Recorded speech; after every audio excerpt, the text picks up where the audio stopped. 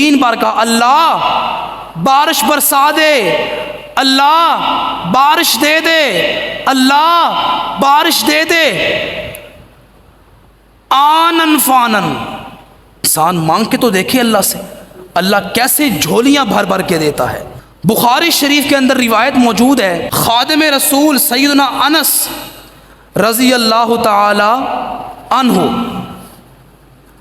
بیان کرتے ہیں، آپ علیہ الصلاۃ والسلام جمعے کا دن تھا، خطبہ ارشاد فرما رہے تھے کہ مین دروازہ، مین گیٹ مسجد نبوی کا سامنے سے ایک شخص آیا، دوران خطبہ اس نے آواز دی۔ دیکھیے پہلے لوگوں کا اعلیٰ اور لیڈر کے متعلق گمان، یقین دیکھیے کہ وقت کا بادشاہ ہے، لیڈر ہے، سردار ہے، کل کائناتوں کا سردار ہے، خطاب کر رہے ہیں اور ایک امتی اس دروازے کے سامنے سے آواز دے رہا ہے،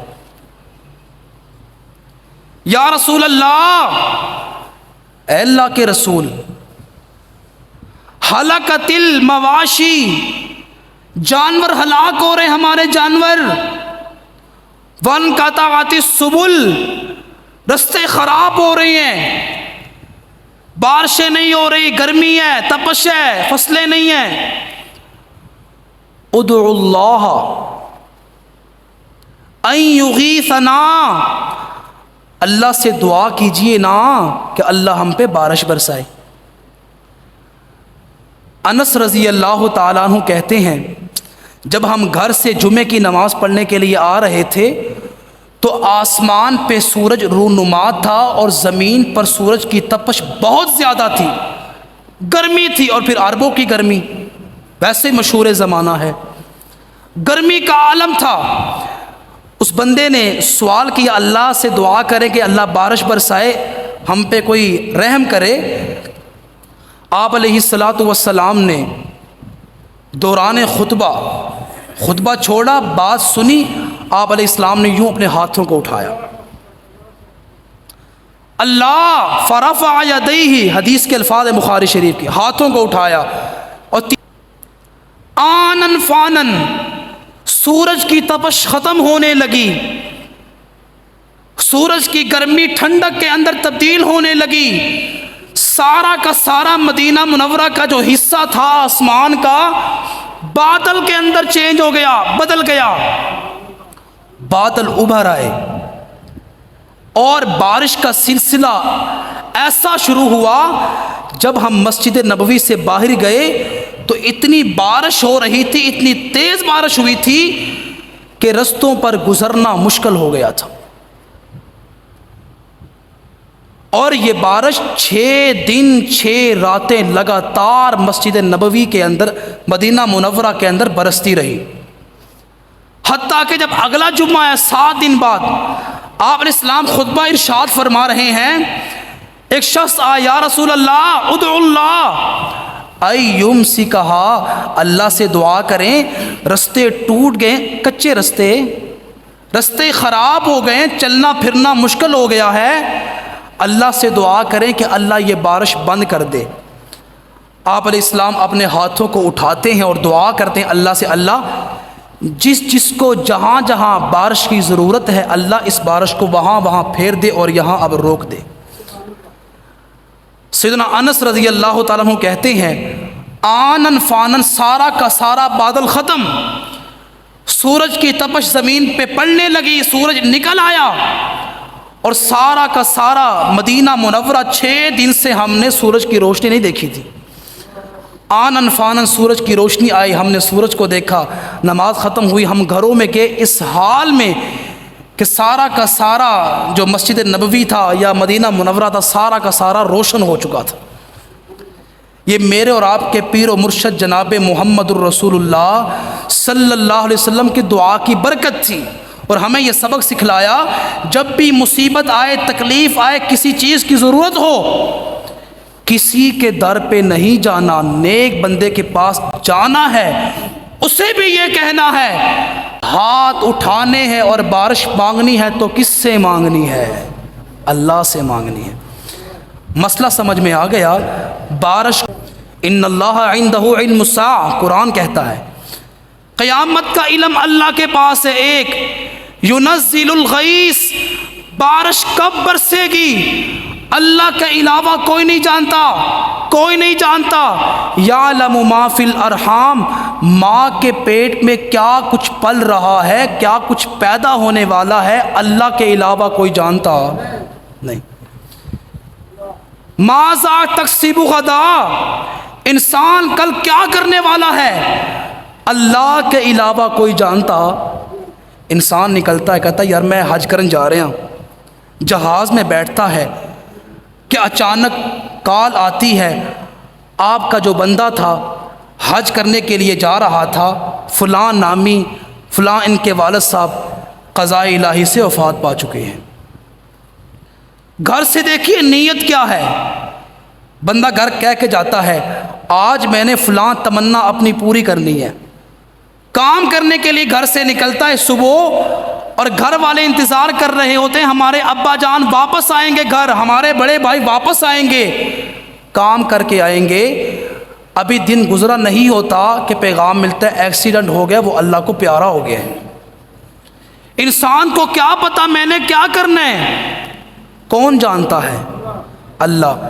اور نمبر 5، انسان نے کہاں مرنا ہے، زمین کے کس حصے میں مرنا ہے، اللہ کے علاوہ کوئی جانتا نہیں جانتا، کوئی نہیں جانتا اللہ کے سوا۔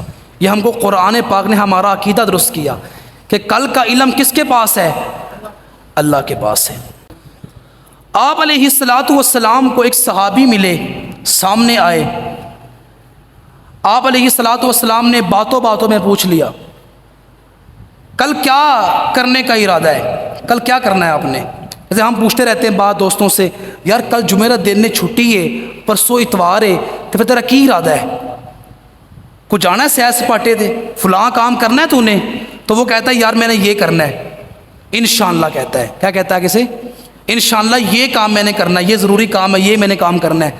آپ علیہ السلام نے پوچھ لیا کل کا کیا ارادہ ہے؟ وہ کہنے لگا ما شاء اللہ و رسولہ، جو اللہ تے رسول دی مرضی ہوئے گی وہی میں کراں گا۔ اللہ نبی وارث، ہاں کہتے ہیں نا گاڑیوں پہ لکھا ہوتا ہے اللہ نبی وارث، جو اللہ چاہے رسول چاہے جیسے ان کی مرضی وہ کروں گا۔ آپ علیہ السلام نے فوراً ڈانٹا اجعلتنی للہ ندن، میرے سامنے کھڑے ہو کے میرے رب کے ساتھ مجھ کو شریک بنا رہے ہو؟ قل، یوں کہا کر ما شاء اللہ وحدہ، جو اکیلا کون چاہتا ہے؟ اللہ چاہتا ہے، جو اللہ چاہتا ہے وہ کروں گا، مجھ کو اللہ کے ساتھ شریک نہ بنا۔ جو اتھارٹی اللہ کی ہے مجھ پیغمبر کی نہیں۔ تو یہ سلسلہ چلا۔ تو جب بھی انسان پر مصیبت آئے، تکلیف آئے، اللہ سے دعا کرے۔ آپ نے سنا آپ علیہ السلام نے دعا کی، دعا، اور دعا انسان جس سے منگوانا چاہتا ہے زندے سے منگوا سکتا ہے، مردے سے دعا منگوانا جائز بولتے نہیں ہو۔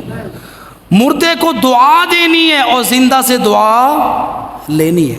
جنازہ ہوتا ہے، مشہور زمانہ انسان ہوتا ہے، سب اس کو اللہ کا ولی کہہ رہے ہوتے ہیں، چارپائی پہ پڑا ہوتا ہے اور صفیں بن رہی ہوتی ہیں، نماز جنازہ پڑھنا ہے، استغفار کی، مغفرت کی دعا ہونی کس کے لیے؟ مردے کے لیے۔ اللہم اغفر لحینا و میتنا، اللہ زندوں کو بھی بخش، اور آج کے دن یہ جو مردہ سامنے پڑا ہے اس کو بھی کیا کر، اس کو بھی بخش۔ انسان نیک ہو، بڑا ہو، چھوٹا ہو، زندہ ہے تو دعا کروا سکتے ہیں ان سے۔ جب وہ اللہ کو پیارا ہو گیا پھر وہ ہمارا محتاج ہو گیا، ہمیں چاہیے ان کے لیے دعا کریں، مغفرت کی، معافی کی، آسانی کی۔ تو زندوں سے دعا کروانی چاہیے، مردوں سے دعا نہ کروانی چاہیے، اور ویسے بھی یہ بے وقوفی کے اندر یہ بات آتی ہے۔ تو انسان پر جب مصیبت آئے تو کیا کرے؟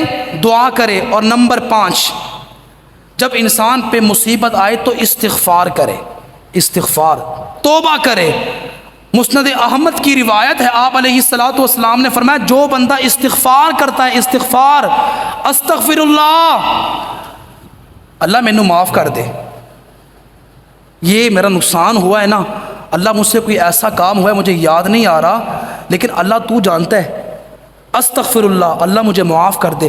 جب انسان معافی مانگتا رہتا ہے، استغفار کرتا رہتا ہے، میرے اور آپ کے پیر و مرشد رحمت للعالمین، تاجدار مدینہ، سید الورا، محبوب کبریا، سرور دو عالم، فخر مجسم، سید الورا، رہبر و رہنما، احمد مجتبیٰ، آمنہ کے لال، عبداللہ کے در یتیم، جناب محمد الرسول اللہ صلی اللہ علیہ وسلم نے فرمایا اللہ تعالیٰ اس انسان کا جو غم ہوتا ہے اس کو دور کر دیتے ہیں، اور وہاں سے نجات کا، آسانی کا راستہ نکالتے ہیں جہاں پر انسان کا وہم و گمان بھی نہیں ہوتا۔ اور نمبر 6، جن لوگوں پر مصیبت آئی ہوتی ہے، تکلیف زدہ ہوتے ہیں، جیسا کہ آج کل فلسطین والے ہیں، ہمیں نمبر 1 ان کے لیے چاہیے ان کے ساتھ تعاون کرے، مالی، پیسہ بھیجے، روپیہ بھیجے، تعاون کریں ان کے ساتھ، مالی تعاون، پیسہ عطا کریں۔ نمبر 2، دعائی امداد، کہ ہر نماز کے بعد، ہر وقت تنہائی میں، انفرادی، اجتماعی، ان کے لیے حق میں دعا کریں۔